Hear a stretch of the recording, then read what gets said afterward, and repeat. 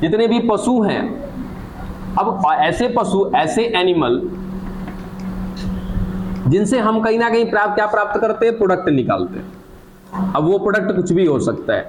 जानवर से हम प्रोडक्ट क्या क्या ले सकते हैं, जैसे यहाँ तक कि सिंपल सा ऊन वगैरह भी कहाँ से आता है, जानवर से ही आता है। ऊन लेते हैं, उसके बाद कहीं ना कहीं दूध वगैरह भी ले ही लेते हैं, ठीक है। उसके बाद ये गोईठा वगैरह भी, समझ ही रहे हो, मीट वगैरह भी ले ही लेते हैं। तो बहुत सारा चीज जुड़ा हुआ है, किससे, पशु से जुड़ा हुआ है। तो ऐसे पशु, ऐसे एनिमल्स को कहीं ना कहीं अगर देखा जाए तो पूरे वर्ल्ड का अकेला 70% कहां पर है, हमारे इंडिया में है और चाइना में है, यानी कि चीन में है, ठीक है।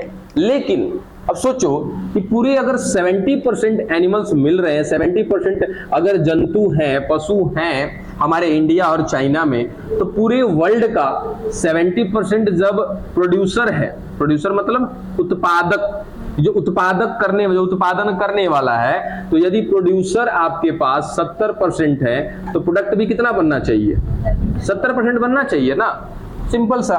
लेकिन 70% तो पूरा का पूरा पशु यानी कि वो जानवर हैं जिनसे हम प्रोडक्ट प्राप्त करते हैं, और 70% का इंडिया में और चाइना में। लेकिन 70% है जरूर, लेकिन फिर भी प्रोडक्ट कितना मिलता है बच्चा, लगभग 25%। सोचो, अब कुछ तो प्रॉब्लम है कि हमने मशीन, मान के चलो कि मशीन, एक तरह से मशीन ही मान ले कि सर मशीन तो हमारे पास बहुत है, लेकिन उस मशीन से प्रोडक्ट क्या आ रहा है, बहुत कम आ रहा है। अब या तो प्रॉब्लम उस मशीन में है, या तो प्रॉब्लम उस मशीन के रखरखाव में है। समझ में आ रहा है? या तो प्रॉब्लम उस मशीन में ही है, मतलब कि प्रॉब्लम उस पशु में है, उस एनिमल में ही कुछ प्रॉब्लम है, या तो उसकी वैरायटी में कमी है, या तो उसकी क्वालिटी में कमी है, या तो उसके प्रोडक्शन में कमी है, ठीक है। यानी कि कुल मिला जुला कर या तो इस एनिमल में कमी है, और या अगर एनिमल में कमी नहीं है ना, तो इस एनिमल के रखरखाव में, इस पशु के रखरखाव में कमी है। जानकारी भी होनी चाहिए कि कौन से जानवर को किस तरीके से आपको रखना है, क्या करना है। ऐसा नहीं है कि अगर सपोज साहीवाल का नाम सुने हो, साहीवाल क्या है, सर एक गाय है, और एक ऐसी गाय है जो उच्च नस्ल की है, बहुत ही हाई क्वालिटी की गाय है, जो अच्छे उन्नत किस्म का दूध देती है।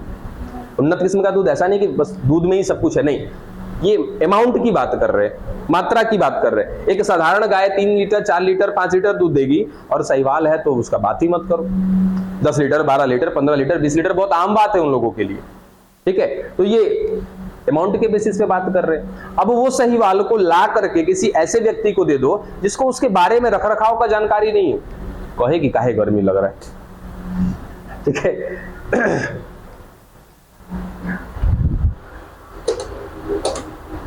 तो अब क्या है कि उसको ना जानकारी नहीं है। अच्छा, किसी के घर में जर्सी गाय है क्या, है पक्का? अच्छा, अब जर्सी गाय, चितकबरा जो गैया नहीं होती है सब, ठीक है, जहां भी हो, ठीक है। तो जर्सी गाय में ना देखिएगा कुछ एब्स होते, एब्स कहने का मतलब कुछ कमियां होती है। जैसे एक साधारण गाय है हमारे पास, देसी गाय है, अगर कहीं रखो वो मैनेज कर लेगी, ठीक है। अब देखो जर्सी गाय है ना, ये गर्मियां में बाएं बाएं करने लगेगी, पंखा लगाना पड़ेगा उसको, है ना। तो अब उसका रखरखाव बड़ी मायने रखता है, समझे। अभी हमारे एक मौसी के यहाँ क्या हुआ था कि ये हाटा में मौसी हमारी, वो कहीं से लेकर के आए नाना, वहां पे मतलब कहाँ से पता नहीं कहाँ से लेकर के आए थे। बहुत बड़ी थी गाय, साइज में भी बहुत बड़ी थी, और वो दूध देती थी 16 लीटर एक टाइम में, जर्सी गाय। अब कितना खिलाए थे हम उनसे दाम कभी नहीं पूछे, लेकिन सोचो 16 लीटर एक टाइम में दूध देती थी। अच्छा, संजोग से मौसा जी वहां पे नहीं है, और मौसी का 2 लड़का, एक काफी छोटा और एक हमारा बैचमेट है। तो वो रहता था, तो थोड़ा सा किसी को बुला करके, मतलब एक गवाले को रख दिया था, वो आकर के समय से दूध देता था। उसके बाद दूध को वो सुधा डेयरी वाले को या किसी डेयरी वाले को दे देते थे।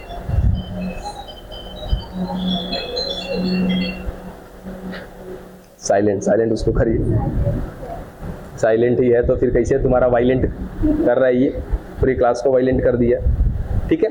अब वहां पे हमने एक चीज क्या नोटिस किया, बच्चा 2-3 महीने सब कुछ ठीक रहा, ठीक है। उसके लिए हम देखें कि पंखा तो लगा ही है, टीना वाला कूलर आता है ना, टीना वाला कूलर भी लग गया, ये 2-3 साल पहले की बात है। अब क्या हुआ, उसके रखरखाव में आ गई गड़बड़ी। जो 16 लीटर दूध देती थी, हम 2-4-6 महीने के बाद मौसी के लड़के से बात हुई तो बताया कि यार गाय थोड़ा सा प्रॉब्लम कर रही है। अभी क्या हो गया? बोला अब 9-10 लीटर दूध करती है।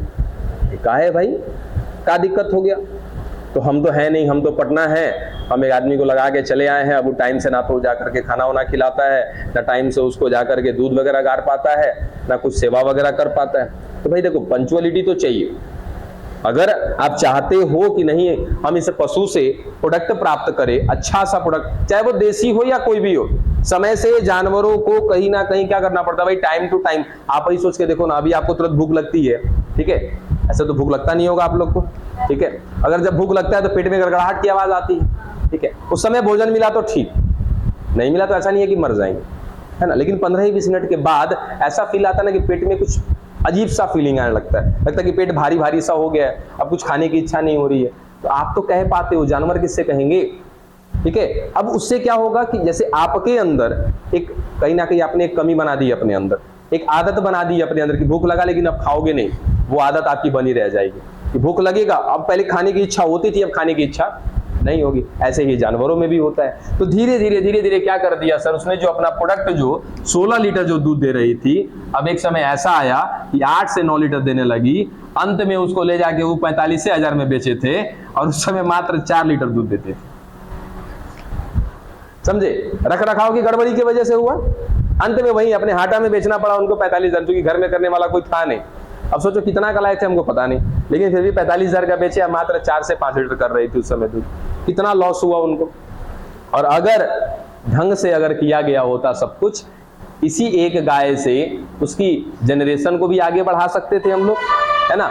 उसकी प्रोडक्टिविटी को भी अगर गड़बड़ी हुई तो सुधार सकते थे, बहुत कुछ कर सकते थे। तो कुल मिला जुला करके यदि हमें प्रोडक्ट प्राप्त करना है बच्चा अच्छा खासा, तो सिंपल सा ध्यान रखना होगा हमें क्या, कि कहीं ना कहीं उसका रख रखाव, उसका भोजन पानी, उसका आवास परिवेश क्या चाहिए उनको, वो सारा कुछ देना पड़ेगा आपको, ठीक है। तब जाकर के कहीं ना कहीं हम उससे फायदा कमा पाएंगे।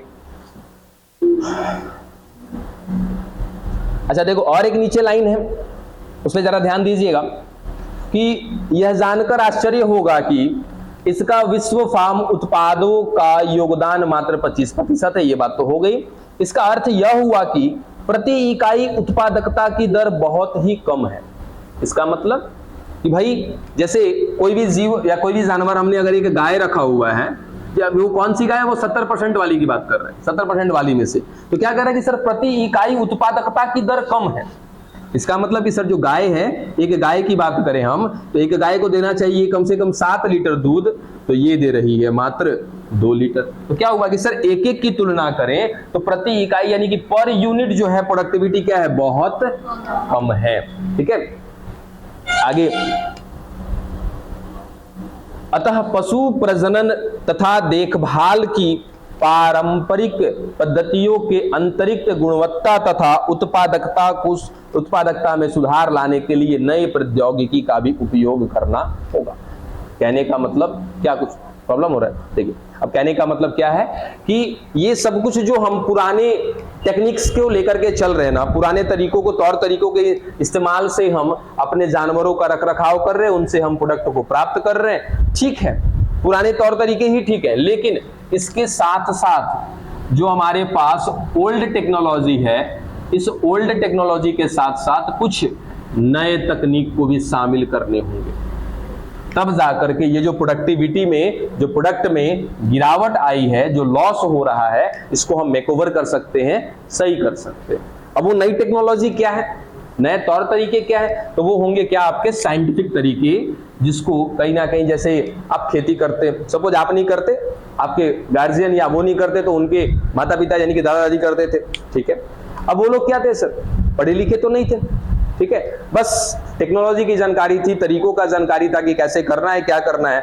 अब सोचो कि बच्चा, जो किसान अभी आज के डेट में खेती कर रहे हैं, अगर उनके साथ एक साइंटिस्ट जा करके काम करने लगे, क्या लगता है उनकी खेतों की उत्पादकता, प्रोडक्टिविटी बढ़ेगी कि नहीं बढ़ेगी? बढ़ेगी ना, क्योंकि वो क्या करेगा सर, कुछ ऐसे तरीके ला करके देगा उनको जो उस पौधे के लिए क्या होगा, दी बेस्ट होगा। कुछ ऐसे तरीके उनको समझाएगा जो उनके पशु के लिए, उनके जानवरों के लिए क्या होगा, दी बेस्ट होगा। जो सबसे बेस्ट तरीका होगा वो ला करके समझा के देगा। हम क्या पुराने ख्याल के हिसाब से चल रहे हैं कि हमको ये धान, अभी जैसे धान का सीजन है, क्या करना है भाई, धान को लेना है, बिया डाल देना है, फिर वो जो बड़ा हो जाएगा उसको उखाड़ के पौधे को लगा देना है। ये तो एकदम सिंपल सा टेक्नोलॉजी। इसको जो छोटे छोटे पौधा रहते हैं ना, तो धान का बिया बोलते हैं लोकल भाषा में, बाकी अब नॉर्मली क्या कहते हैं पता नहीं।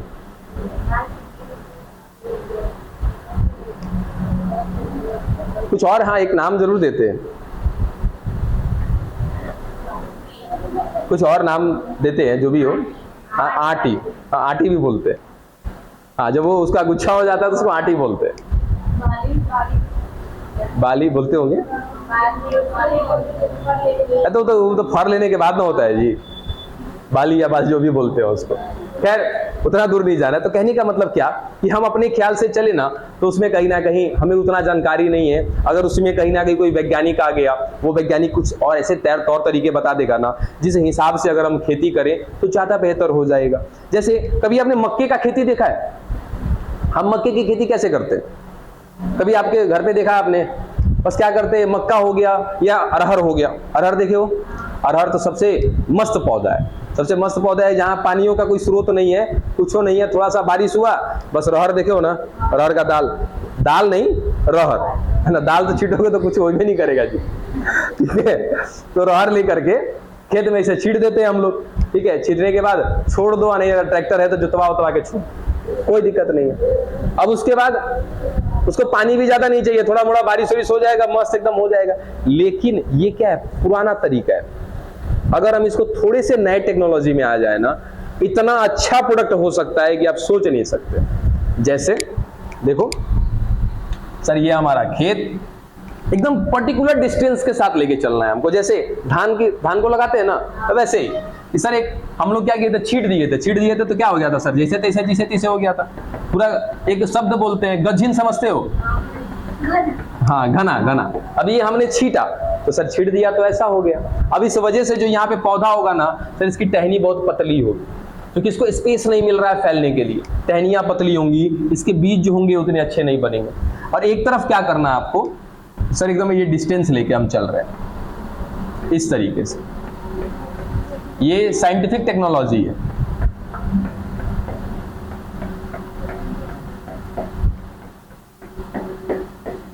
अब क्या होगा, यहां से जो पौधे होंगे ना वो काफी अच्छे होंगे, है ना। और इसके साथ साथ आपको क्या करना है, क्या बिब्जियोतक उत्तक याद है आप लोग को? मेरिस्टेमेटिक टिश्यू, बिब्जियोतक उत्तक अगर याद होगा तो ठीक है। इससे जो यहाँ पे कोई पौधा हो गया, कोई ये पौधा हो गया, पौधे का जो ये शीर्ष भाग होता है ना, इस शीर्ष वाले पे, एपेक्स वाले पे क्या पाया जाता है, एक ऐसा टिश्यू जिसको कहा जाता है क्या, मेरिस्टेमेटिक टिश्यू, जिसको हिंदी में कहते हैं बिब्जियोतक उत्तक। अगर इसकी टहनियां हैं ऐसे तो ये टहनियां भी लंबी हो रही, तो टहनियों के भी शीर्ष पर, एपेक्स पर क्या मिलेगा, बिब्जियोतक उत्तक। अब क्या करो कि यहाँ पर पौधे लगा दिए, हाँ सर लगा दिए, चलो ये ऐसे पौधे हो रहे हैं इस तरीके से। अब क्या करना है, इसका जितना फुनगी दिख रहा है सब काट दो, इसे काट दो। अब क्या कर दिया सर, हमने तो मेरिस्टेमेटिक टिश्यू को काट के हटा दिया। अब इसकी लंबाई बढ़ेगी ही नहीं, क्योंकि मेरिस्टेमेटिक टिश्यू किसके लिए जिम्मेदार होता है, लंबाई बढ़ाने के लिए जिम्मेदार होता है। बिब्जियोतक विभाजन करता जाएगा, पौधे की लंबाई बढ़ती जाएगी। अब है ये नहीं है, अब क्या होगा, ये पौधा सर यहीं पे फैलना चालू करेगा इसे, समझे। अब क्या होगा, इसकी टहनियां वगैरह मोटी हो जाएंगी, बहुत अच्छी किस्म की पौधे बनेंगे ये, और इसमें बीज वगैरह जो लगेगा बहुत अच्छे तरीके का बनेगा, ठीक है। खैर अभी हम पादप को नहीं पढ़ा रहे, बस आपको सिंपल सा एक लॉजिक बता रहे थे कि अगर हम नए टेक्नोलॉजी को शामिल करते हैं किसी जीव के साथ उसके प्रोडक्ट को निकालने के लिए, तो कहीं ना कहीं क्या हो जाएगा, प्रोडक्ट हमारा बढ़ जाएगा, ठीक है। तो वही चीज है कि पुराने ख्यालों के साथ हमें क्या करना होगा, कुछ नए टेक्नोलॉजी को, नए तौर तरीके को भी शामिल करना होगा।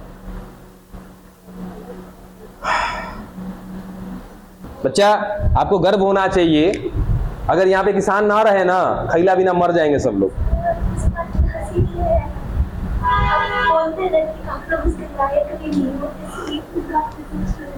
चलो अच्छी बात है, लेकिन सोच से सोचो बच्चा कि अगर ये जो जिनको हम लोग ना अपने से निम्न वर्ग के श्रेणी में छांट देते हैं, जबकि उनसे ज्यादा निम्न वर्ग के श्रेणी में हम लोग, कैसे, पैसे से नहीं, बुद्धि विचार से।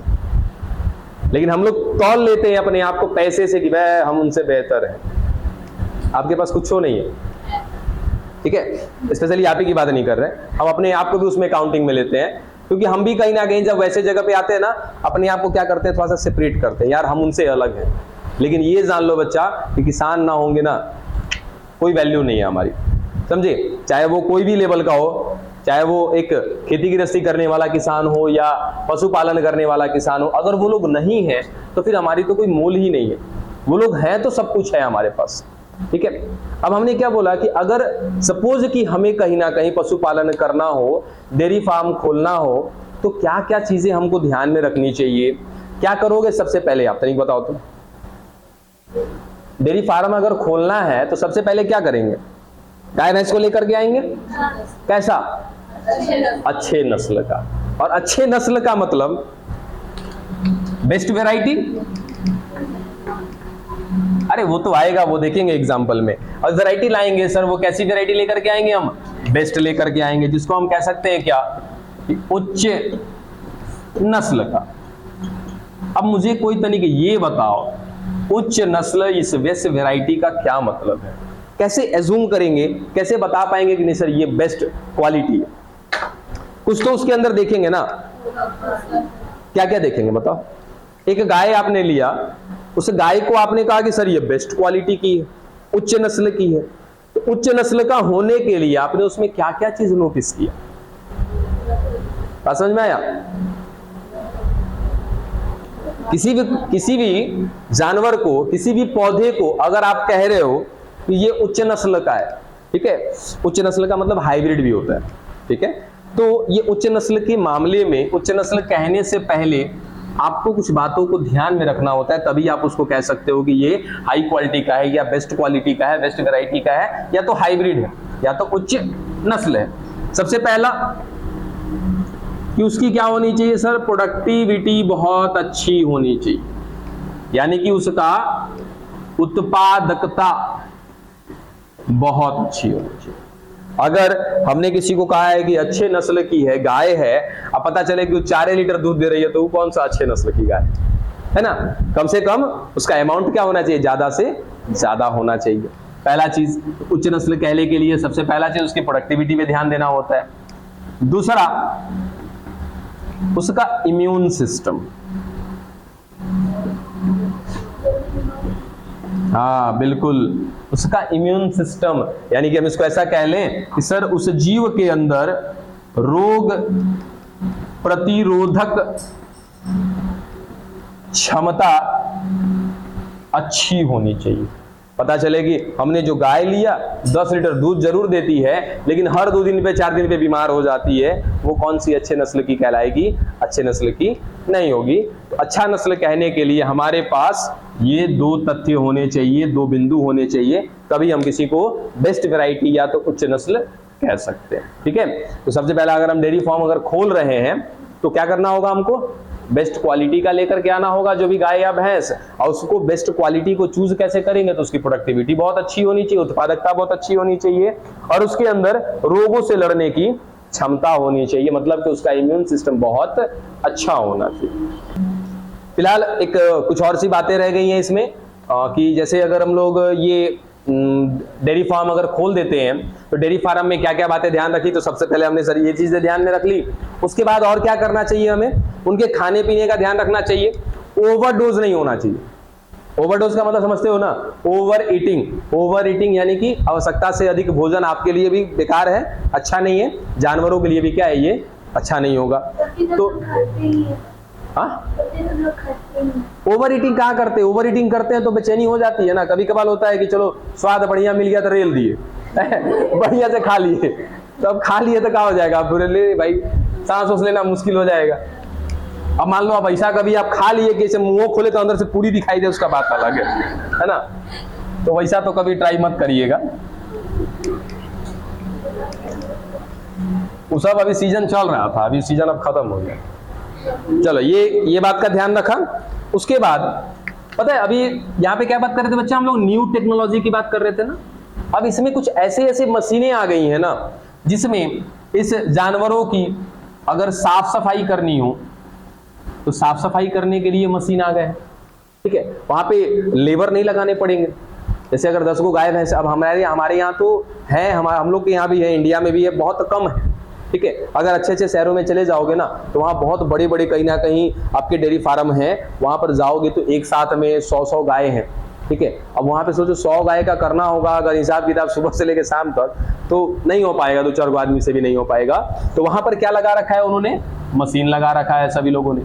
अब मशीन से साफ सफाई करना है उनको, जितना भी गोबर वगैरह है वो सब एक बार में ऐसे ट्रॉली होता है वो खींचता हुआ निकल जाता है, ठीक है। अब साफ सफाई में कहीं ना कहीं केवल ये गोबर वगैरह ही नहीं होता है, उनको नहलाना धुलाना सारा काम होता है ना। सबके ऊपर फॉगर मशीन लगा हुआ है, जो जहां है वही नहा लेगा, ठीक है। व्यवस्था सब कुछ एकदम मस्त है।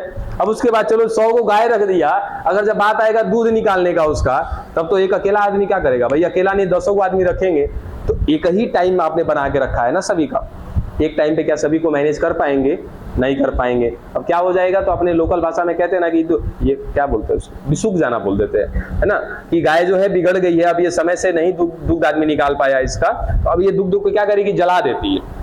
मतलब ऑन टाइम आप जैसे आपने 5 बजे गाय को अपने फिक्स आपने टाइमिंग बना रखा है कि 5 बजे जाएंगे हम, उसका दूध निकाल लेंगे। अब 5 बजे से बाद ना आप 10 दिन खाली एक टाइम बिगाड़ दो, 6 बजे जाके दुग्ध निकालना शुरू करो उसका, तुरंत उसका अमाउंट कम हो जाएगा, समझे। तो ये प्रॉपर टाइमिंग बहुत जरूरी है। तो अभी दुग्ध निकालने के लिए भी बहुत सारी मशीन आ गई है, कैपिंग मशीन बोलते हैं उसको।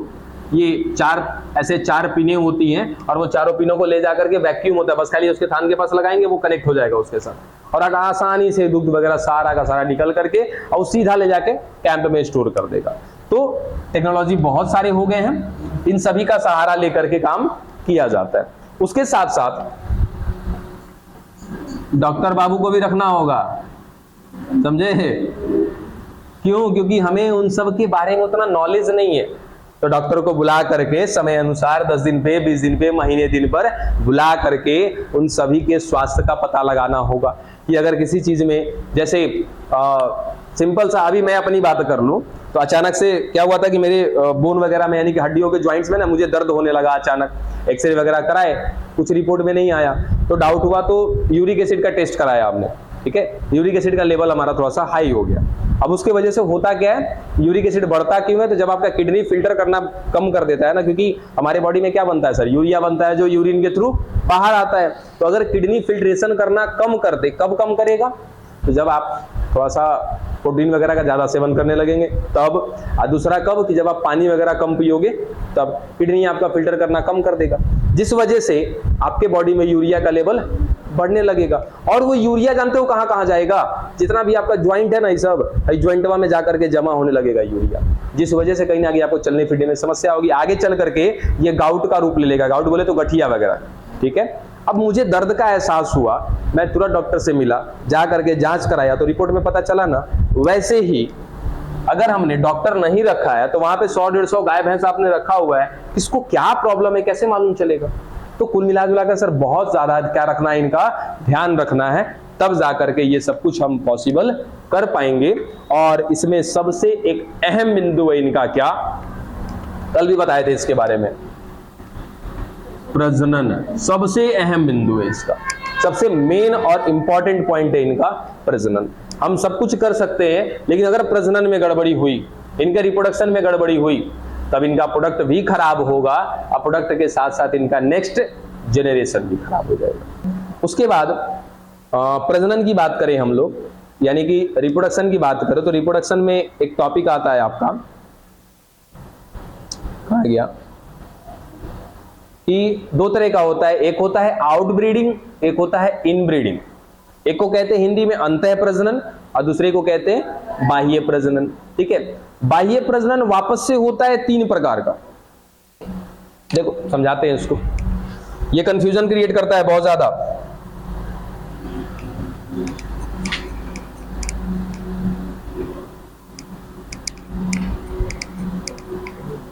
सब कुछ तो हम समझ जाएंगे, सब कुछ लिखना होगा लिख लेंगे। सबसे मेन मैटर कहां पे फंसता है, ब्रीडिंग पे, यानी कि इनका प्रजनन। अब जो ये प्रजनन होता है, ये होता है 2 प्रकार का, एक को कहते हैं इन ब्रीडिंग, दूसरे को कहते हैं आउट ब्रीडिंग। इन माने अंतः प्रजनन, आउट माने बाह्य प्रजनन, ठीक है। अब समझना ये इन ब्रीडिंग का मतलब क्या है और आउट ब्रीडिंग का मतलब क्या है। देखो इन ब्रीडिंग का मतलब है कि जब करीबन कुछ पीढ़ियों तक, लगभग 5 से 6 पीढ़ियों तक, 5 से 6 एक ही पीढ़ी के बीच यदि प्रजनन हो रहा है, जैसे देखो सिंपल सा समझिएगा सर, एक गाय, ठीक है, अब इस गाय ने अपने बच्चों को जन्म दिया सर, एक पीढ़ी में इसने, चलो 5 बच्चे हैं इसके, male male female female female, ठीक है, ये इसी के बच्चे हैं, डन। इससे भी आगे चल के दिखाते सर, ये तो मेल है, इनका कोई विशेष काम है नहीं, सीधा सीधा इनका काम रिप्रोडक्शन से होगा। उसके बाद ये फीमेल है, तो इनका कहीं ना कहीं दुग्ध देने का काम है, प्रोडक्ट देने का काम है, चलो, और उसके साथ साथ बच्चे पैदा करने का भी काम है। तो इन्होंने क्या किया सर, 2-2 बच्चे दिखा देते, मेल फीमेल मेल, फिर से फीमेल, और इधर भी मेल फीमेल। कुल मिला जुला के हम ऐसा कहें कि सर सारे लोग तो एक ही फैमिली के हैं, इसमें सारे लोग तो एक ही फैमिली के हैं, कोई अलग से तो आया नहीं है, सारे लोग एक ही फैमिली के हैं। अगर इनके बीच में क्रॉसिंग कराया जाए, कुल मिला जुला के अगर हम ऐसा कहना चाहें नॉर्मली इन लोगों के लिए, तो यहां तो ऐसा सीन आ जाएगा ना, ये भाई बहन वाली बात हो जाएगी। थोड़ा सा अजीब लगता है लेकिन वैसा ही है, जानवरों में क्या कर सकते हैं, ठीक है। यहाँ पर एक ही इनके माता पिता थे, इन्हीं के सारे बच्चे हैं। अब सपोज यहाँ पे सर एक मेल है ना, इधर कहीं किसी फीमेल से अगर हम क्रॉसिंग करा देते हैं तो क्या हो जाएगा सर, अगला पीढ़ी आ जाएगा उनका, ठीक है। तो यदि यहाँ पर अगर ऐसा क्रॉसिंग चल रहा है ना, तो ये क्रॉसिंग क्या कहलाता है बच्चा, आपका अंतः प्रजनन कहलाता है, या तो इन ब्रीडिंग कहलाता है। बात समझ में आ गई, अंतः प्रजनन का मतलब क्या है, यदि पीढ़ियां एक ही हों, एक ही फैमिली, एक ही पीढ़ी में अगर क्रॉसिंग चल रहा है, प्रजनन हो रहा है, ऐसा प्रजनन क्या कहलाता है, अंतः प्रजनन कहलाता है, ठीक है। अब अंतः प्रजनन का ना एगो डाउट, मतलब अंतः प्रजनन का एगो बहुत मेजर प्रॉब्लम है, उसको कहते हैं अंतः प्रजनन अवसादन कहते हैं, ठीक है, इन ब्रीडिंग डिप्रेशन बोलते हैं उसको, दिया है ना, ठीक है। अब इसका मतलब क्या होता है, इन ब्रीडिंग डिप्रेशन का मतलब क्या होता है कि देखो बच्चा, ये प्रजनन तो हो रहा है लेकिन किसके किसके बीच में हो रहा है, भाई बहन वाली बात चल रही है यहाँ पे, ठीक है। तो एक क्या दिख रहा है सर, एक प्योर लाइन दिखेगा। प्योर लाइन का मतलब कि जैसे एक ही माता पिता के ये बच्चे हैं, इन सभी में क्या लक्षण सही हो, एक ही होंगे क्या, तनिक आराम से सोचना कि एक ही माता पिता के ये बच्चे हैं, तो क्या इनमें लक्षण कैरेक्टर सेम होंगे क्या, ठीक है। अब सब में जब कैरेक्टर सेम होंगे तो सर कैरेक्टर भी 2 टाइप के होते हैं, एक होता है डोमिनेंट, एक होता है रिसेसिव, ठीक है। तो सर जो दिख रहा होगा वो क्या होगा, डोमिनेंट होगा, प्रभावी होगा, जो नहीं दिख रहा होगा वो क्या होगा, अप्रभावी होगा। चलो ये भी ठीक है। अच्छा, लक्षण भी और एक तरीके से 2 प्रकार के होते हैं सर, लक्षण अच्छे वाले होते हैं और बुरे वाले भी होते हैं लक्षण, ठीक है। अब अच्छे लक्षण ज्यादातर प्रभावी होते हैं, अब बुरे लक्षण ज्यादातर अप्रभावी होते हैं, ठीक है।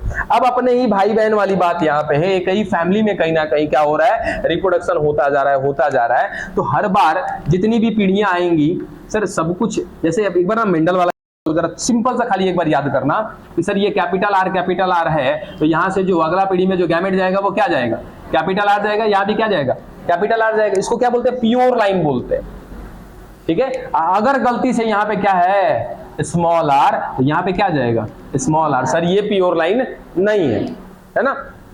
चलो, अब वही चीज हमने क्या बोला कि सर जब एक ही फैमिली के बीच रिप्रोडक्शन होता जा रहा है तो जो लक्षण दिखेगा सर वो कैसा दिखेगा, एकदम प्योर लाइन वाला दिखेगा।